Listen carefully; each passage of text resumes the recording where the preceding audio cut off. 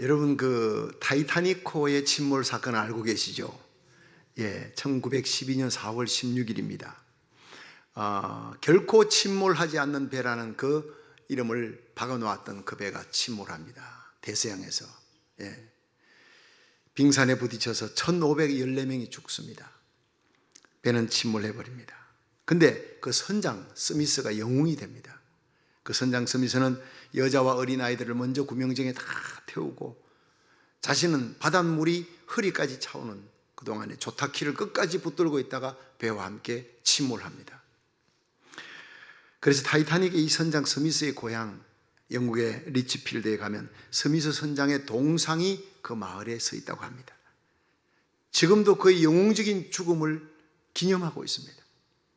스미스 선장은 여전히 그들의 마음속에 자랑스럽게 감동으로 기억되고 있다는 것입니다. 그러나 2000년 전 십자가에 달려 돌아가신 우리 주 예수 그리스도, 저와 여러분의 모든 죄를 짊어지시고 십자가 지신 그 예수님을 우리가 순환절 기념 예배를 드리면서 생각하고 감동하고 눈물 흘리고 감사합니다. 그러나 그것으로 끝나는 것이 아닙니다. 예수님은 기념하고 감동으로 끝나는 것이 아니라 3일 만에 죽음에서 부활하셨습니다. 지금도 살아계시는 것입니다. 지금도 살아서 역사하는 분인 줄로 믿으시기 바랍니다. 스미스 선장하고는 분명히 다른 거예요. 동상 세워놓고 대단한 죽음이었구나. 예수님 우리를 위해 십자가 달려 돌아가셔서 대단한 죽음의 감동, 이 정도가 아닙니다. 그분은 살아나셨기에, 부활하셨기에, 지금도 하늘과 땅의 모든 권세를 쥐고 계신 분이기에 우리는 그 주님을 향해 일어나 박수하면서 예수 부활이 나의 부활의 첫 열매가 되는 줄로 믿습니다. 죄와 불의를 이기고 세상을 이길 수 있는 능력을 지금도 얻게 되는 줄로 믿으시기 바랍니다. 지금도 주님은 절망하고 좌절하는 자들에게 찾아오셨어요. 소망과 용기와 희망과 힘을 주시는 분이에요. 믿으시면 아멘 하십시오. 지금도 기도하는 우리 성도들에게 죄를 이기고 육신을 이기고 환경을 이기고 세상을 이기고 마귀 권세를 이길 수 있는 힘을 주시는 분인 줄 믿으시기 바랍니다. 엠마오로 내려가는 두 제자예요. 예수님 부활하신 그날 모든 것이 이제 끝났구나, 허탈한 마음으로 슬픔에 잠겨서 내려가고 있는데 예수님 만납니다. 부활하신 예수님 만난 후 그들의 눈이 밝아졌어요. 성찬을 하는 동안에 눈이 밝아져서 예수신 줄 알아보았습니다. 그러나 예수님은 사라졌습니다. 가슴이 뜨거워져 하루 종일 내려왔던 그 피곤함 잊어버리고 그 밤에 그 자리에서 바로 일어나 예루살렘으로 달려갑니다. 예수 부활하셨다, 이 영광스러운 기쁨을 제자들에게 알리기 위해서 더 이상 두려운 게 없어요. 여러분, 이것이 바로 기독교입니다.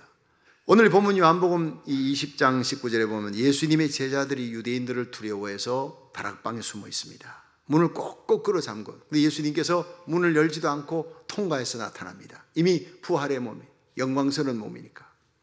그리고 그들에게 평안이 있을지어다 하면서 세 가지 예수님의 소원을 말씀하는 거예요. 명령도 얘기합니다. 오늘 이 말씀으로 부활절 아침에 은혜 받을 수 있기를 축원합니다. 첫째로, 예수님은 우리가 부활의 예수님의 그 평강을 우리도 소유하기를 원하고 계신다는 거예요. 우리 함께 요한복음 20장 19절 20절을 읽습니다. 시작.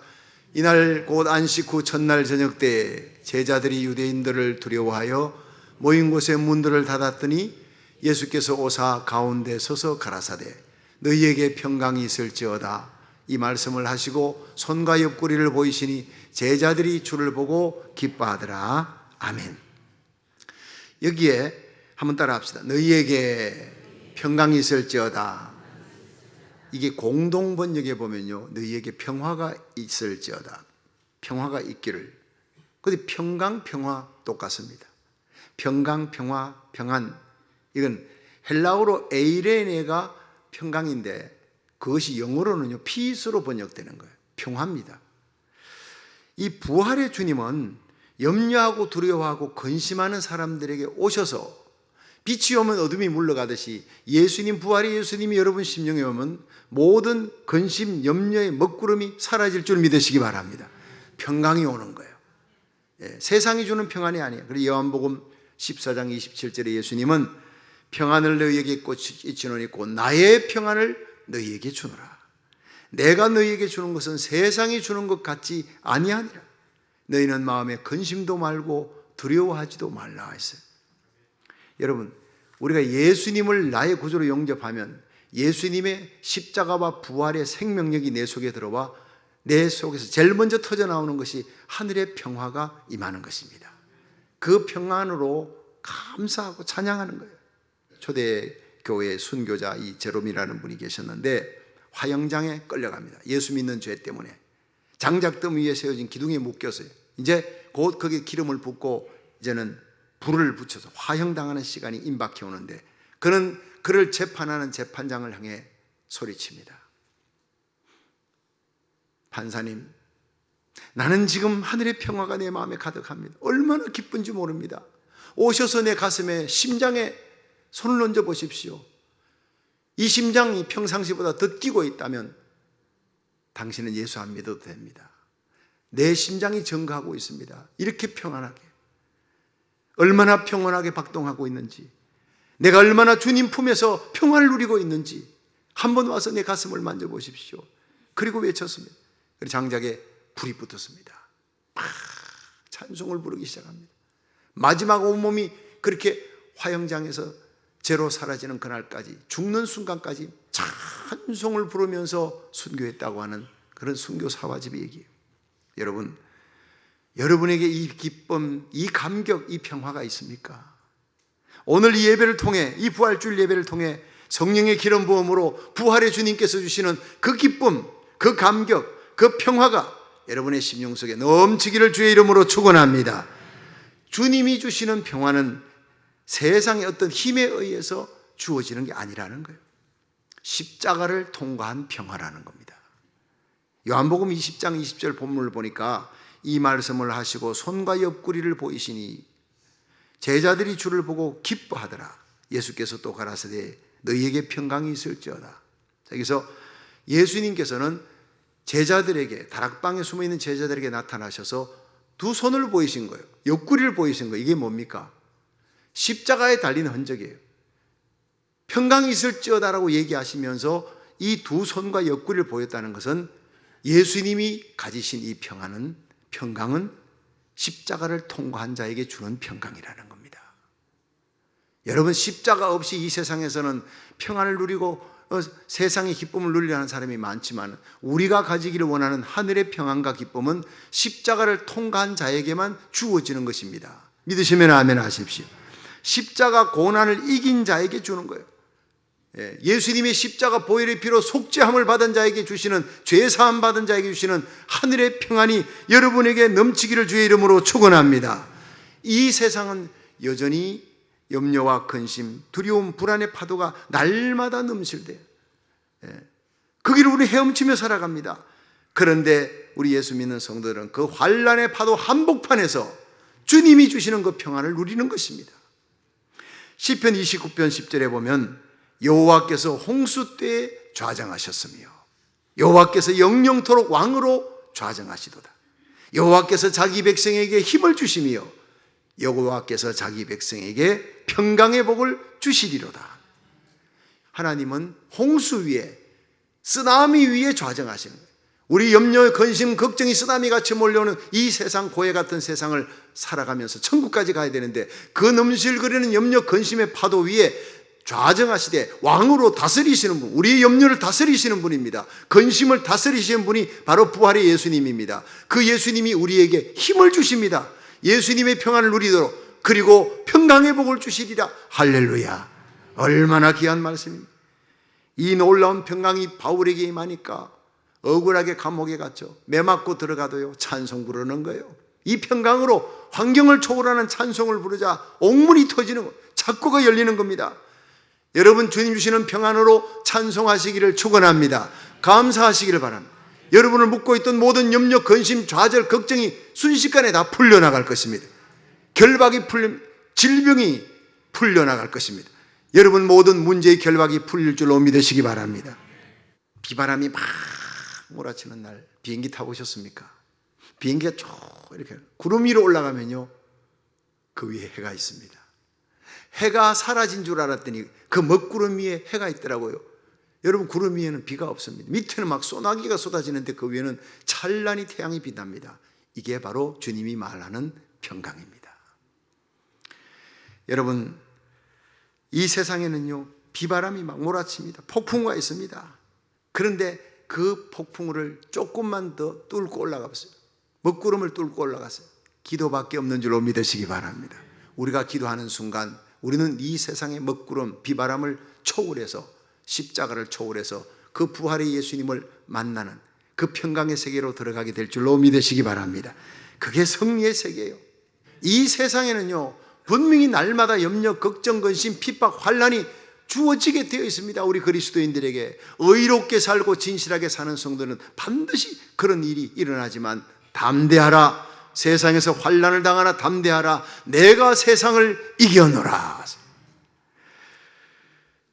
대구 지하철 참사가 일어났던 데가 2003년 2월 18일 오전 10시경 저희 교회 부흥 강사로 작년에 오셨던 남태선 목사님이 심우하시는 교회, 대구 서구교회 집사님 김창재 집사님, 69세인 그 김창재 집사님이 이제 지하철을 타고 오다가 그 어려움을 당한 거예요. 대구 지하철 참사 사건에. 그래서 어려움을 당해서 갑작스럽게 참변을 당합니다. 그런데 전화가 온 거예요. 아내 되는 석태순 집사님에게 마지막 전화를 건 거예요. 막 사람들이 막 문이 안 열리고 그냥 불길은 타오르고 매캐한 연기로 사람들이 질식해서 막 죽어가는 그 아비규환 생지옥 같은 그 불바다에서 이 김창재 집사님은 아내에게, 석 집사님에게 전화를 했습니다. 여보, 나 지금 하늘나라 간다. 나 지금 하늘나라 간다. 천국에서 만나자. 여보 사랑해. 할렐루야 아멘. 그렇게 끝난 거예요. 나중에 남태선 목사님 그 유족들과 함께 사체 확인을 위해서 황급히 달려갔는데 가보니 다들 그 다 죽은 모습들이, 기가 막힌 비참한 모습들인데 이 남편 김창재 집사님의 모습, 성경책을 가슴에 끼고 환하게 웃는 모습으로 세상을 떠난 거예요. 할렐루야. 이것이 바로 그리스도인의 모습입니다. 끌려가는 죽음이 아닙니다. 맞이하는 죽음. 언제 어느 때 어떤 일이 일어날지라도 우리는 이렇게 하늘나라 가야 될 줄로 믿으시길 바랍니다. 이 세상 떠나는 마지막 순간에 주님을 바라보았습니다. 김창재 집사님 천국의 영광을 보았습니다. 그는 죽은 것이 아니라 영원히 산 자로, 나를 믿는 자는 죽어도 살겠고 살아서 믿는 자는 영원히 죽지 아니하리라. 그 부활의 영광의 세계를 바라보면서 그는 이 땅에서 하늘나라로 간 것입니다. 여러분, 나사렛 예수의 세계는 부활의 세계입니다. 예수 그리스도를 구주로 영접한 성도들이 그 새 생명을 안고 산소망을 안고 세상을 이기며 환경을 이기며 살아가는 삶이 바로 승리로운 신자의 삶입니다. 언제 어느 때 어떤 상황에서 여러분 죽음을 맞이할지라도 끌려가는 죽음이 아니라 환영하는 죽음으로 주님 앞에 갈 수 있기를 축원합니다. 이 패역하고 불의한 세상에서 의롭게 살고 진실하게 진리대로 복음 전하며 살다가, 사명 감당하며 살다가 주님께서 오라 하시면 언제 어느 때 어떤 상황에서도 하늘의 평강을 안고 부활의 소망을 안고 찬송하며 주님 앞에 갈 수 있기를 주의 이름으로 축원합니다. 주님은 이 평강을 우리에게 누리기를 소원합니다. 두 번째, 우리 예수님은 나도 너희를 보내노라, 부활의 예수님의 명령입니다. 요한복음 20장 21절 읽어봅니다. 시작. 예수께서 또 가라사대 너희에게 평강이 있을지어다. 아버지께서 나를 보내신 것 같이 나도 너희를 보내노라. 여러분, 예수님께서 아버지께서 나를 보낸 것 같이, 이 땅에 보낸 것 같이 나도 너희를 보내노라. 예수님은 사명을 안고 오셨습니다. 이 땅에 오셔서 십자가 지시는 사명이에요. 그런데 이 부활의 예수님이 우리에게 나도 너희를 보낸대요. 보낸다는 것이 사도, 보냄을 받았다는, 아포스톨로스라고 하는 헬라어인데 보냄을 받았다. 누가 보냈느냐? 여러분, 부활의 예수님이 오늘 저를 이곳에 보냈습니다. 여러분을 한국 땅에서 이곳으로 보냈습니다. 미국 천지 50개 주 넓은 것 가운데, 많은 도시 가운데 여러분 이곳으로 저와 여러분을 만나게 한 분이 부활의 예수님인 줄로 믿으시기 바랍니다. 이거 알면은요, 이 사명을 알면 우리가 두려움이 없어요. 여러분 중에 혹시 이런 생각을 해보신 분이 있습니까? 왜 나는 이런 직장에서 일하게 됐지? 좀 더 좋은 직장으로 주님 나 보내지 않고 왜 나를 미국에 보내주셨을까? 왜 저런 사람들과 어울려 살게 하셨을까? 라는 생각들을 많이 합니다.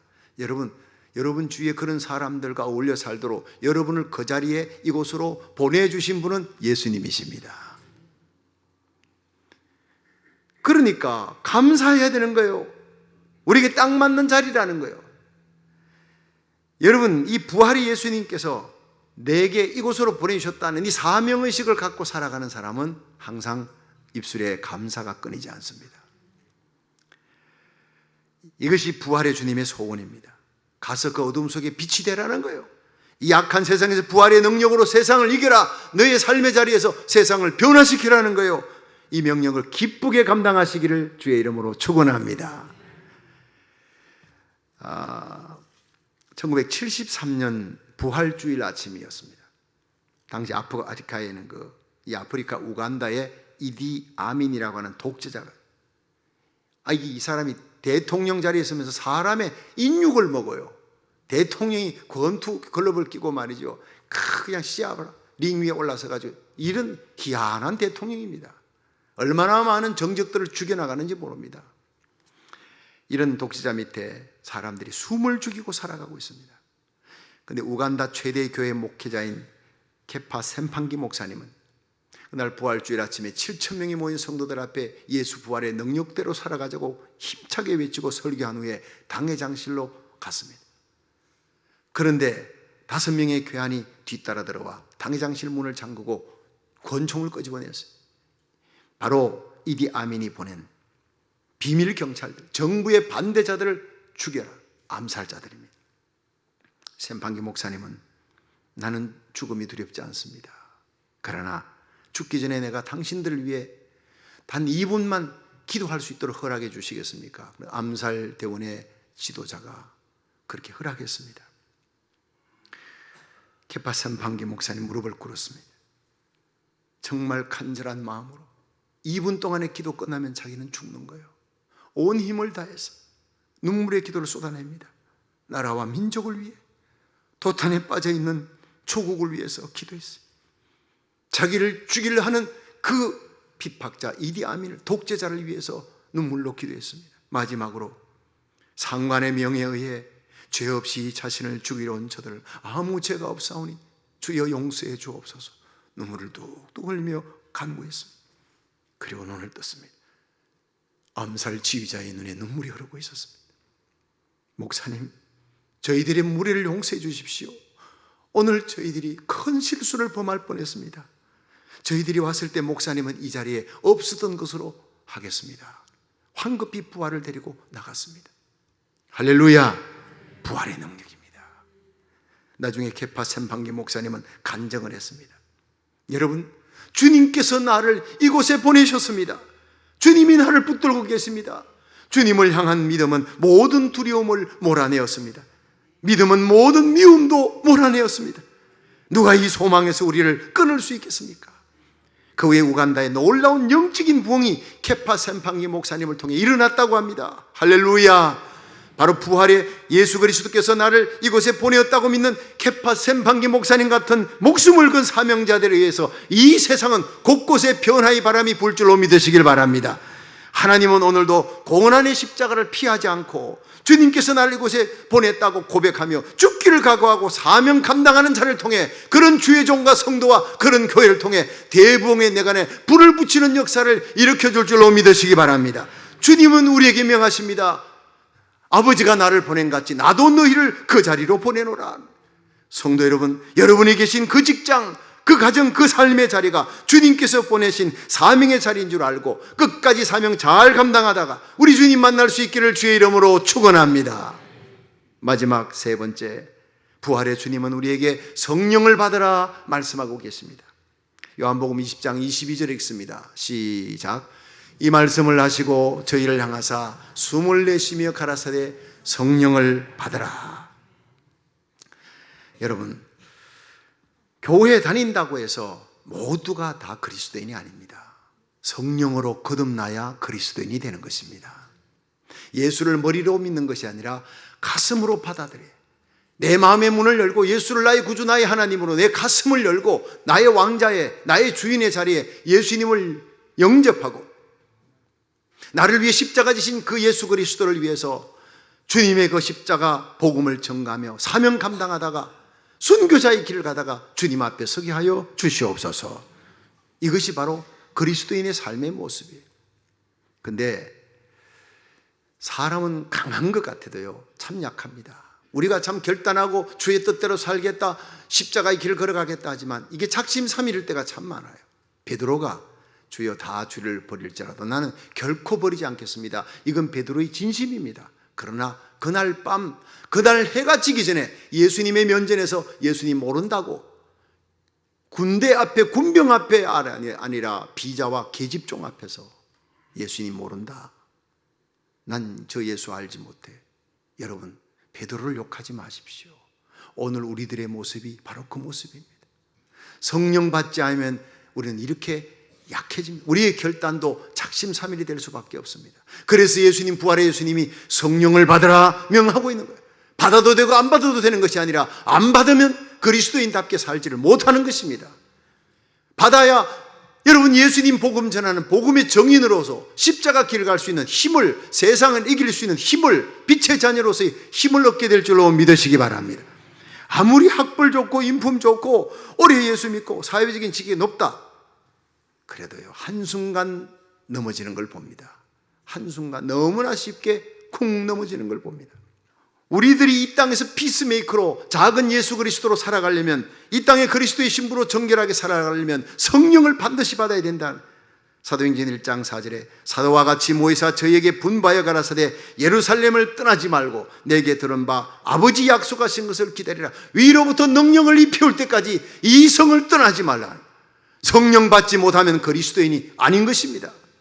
사도행전 1장 8절 시작. 오직 성령이 너희에게 임하시면 너희가 권능을 받고 예루살렘과 온 유대와 사마리아와 땅끝까지 이르러 내 증인이 되리라.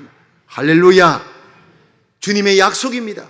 이 성령 받아야 디나미스, 핵폭탄 같은 권능을, 세상 죄악 마귀 권세의 육신을 이길 수 있는 힘을 얻게 될 줄 믿으시기 바랍니다. 이 성령 받기 전에는요 예수님 부활하셨는데 부활의 예수님을 만났어요 제자들이. 그런데 도망칩니다. 만났는데도 나는 고기 잡으러 가느라 요한복음 21장 부활의 예수님을 안 만난 게 아닙니다. 만났는데 도망치는 거예요. 왜? 성령이 오시지 못했기 때문에, 성령을 못 받았기 때문에. 우리가 부활의 예수님을 만난다고 다 되는 게 아닙니다. 예수 부활하셨다고 그건 사실이라고 외친다고 예수의 부활의 능력이 임하는 것이 아닙니다. 오순절에 임했던 제자들에게 임했던 성령을 받아야 될 줄로 믿으시기 바랍니다. 폐잔병들이, 12제자들이 다 도망쳤던 사람들이 다시 부활의 정인으로 쏟아져 나가래. 모두가 순교합니다. 가룟유다는 제 길 갔지만 11명의 제자가 다 순교의 길을 걸어갑니다. X자형 십자가에 안드레가 달리고 베드로는 십자가에 거꾸로 달려 죽고 도마는 창에 찔러 죽고 마띠아가 누굽니까? 가룟유다 대신 뽑힌 사람도 순교의 길을 걸어가는 거예요. 모두가 다 순교의 길을 걸어갑니다. 예수 부활의 확실한 증거는요 예수님의 십자가에서 부활하셨다는 것이 거짓이 아니라는 것은 그의 제자들, 비급한 제자들, 다락방에 숨어있던 제자들이 성령 받고 모두가 다 순교의 길을 걸어가서 거짓을 위해 죽을 수 있는 사람 아무도 없습니다. 한 명도 배반하지 않고 다 순교의 길을 걸어갔습니다. 예수님은 분명히 부활하셨습니다. 부활의 예수님을 만났고 성령을 받은 자들은 바로 12제자와 같이 이런 순교의 길을 걸어갑니다. 바울이 그렇게 걸어갔습니다. 여러분, 성령님은 오셔서 우리에게 예수 부활의 능력 가운데 살아갈 수 있는 힘을 주시는 분인 줄로 믿으시기 바랍니다. 1895년 청일전쟁이 끝나고 구한말 한국은 무서운 전염병 콜레라가 온 전국에 창궐 했어요. 하루에 500명에서 1000명의 사람들이 막 죽어갑니다. 여러분, 유교를 숭상했던 한국입니다. 그런데 자식이 죽어가니까 어머니가, 아버지가 자식 마지막 죽어가는데 그 며칠 먹을 음식 거기 옆에 놔두고 도망칩니다. 다 죽게 생겼으니까. 부모님이 죽어갑니다. 부모님 놔두고 도망칩니다. 죽어가는 부모님을 두고 도망칩니다.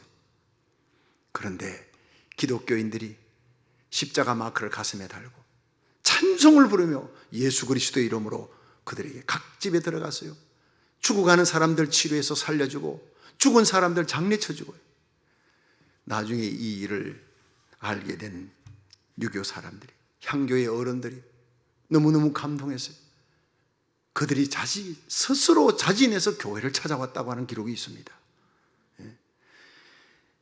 여러분, 당시에 이 일로 인해서 고종 황제가 너무너무 감동을 받고 기독교를 극찬했다. 고종 황제가 그전에는 기독교를 핍박했습니다. 야소교라고, 서양 종교라고. 그러나 그 사건 이후로 고종 황제가 기독교를 극찬했습니다.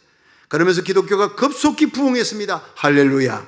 기독교 100년 만에 1000만 명이 육박하는 기독교의 부흥은 바로 이때부터예요. 바로 기독교인들이 예수 부활의 능력 가운데 살아갈 때 일어난 일인 줄로 믿으시기를 바랍니다. 여러분, 교회가 크다고 교인이 많다고 능력이 있는 것이 아닙니다. 예수 부활의 능력으로 사랑할 수 없는 자를 사랑하는 고난의 십자가를 지는 것을 세상 사람들이 보고 감동하는 그곳에 부활의 예수 그리스도의 능력과 영광이 나타날 줄로 믿으시기 바랍니다. 여러분, 성령님은 오셔서 오늘도 우리로 하여금 예수 부활의 능력 가운데 살아가게 만드실 줄로 믿으시기 바랍니다. 한 번, 두 번이 아닌 1년, 2년이 아니라 지속적으로 주님 오시는 그날, 내 심장에 더운 피가 식는 그날까지 예수 부활의 능력으로 살아가게 만드는 거예요. 사랑으로 미움을 이기게 만들고 빛의 자녀로 어둠을 이기게 만듭니다. 주 부활의 주님께서 보내신 이 성령을 이 시간 충만하게 받아 하늘의 평화를 누릴 수 있기를 주의 이름으로 축원합니다. 이 성령의 능력으로 여러분들이 서 있는 그 자리, 그곳에서 하나님이 내게 보내신 사명, 주님이 보내신 사명 잘 감당할 수 있기를 주의 이름으로 축원합니다. 이 성령의 능력 받아 세상과 죄악과 마귀와 육신을 이겨나가는 그리스도의 강한 군사로 살다가 우리 주님을 만날 수 있기를 주의 이름으로 축원합니다.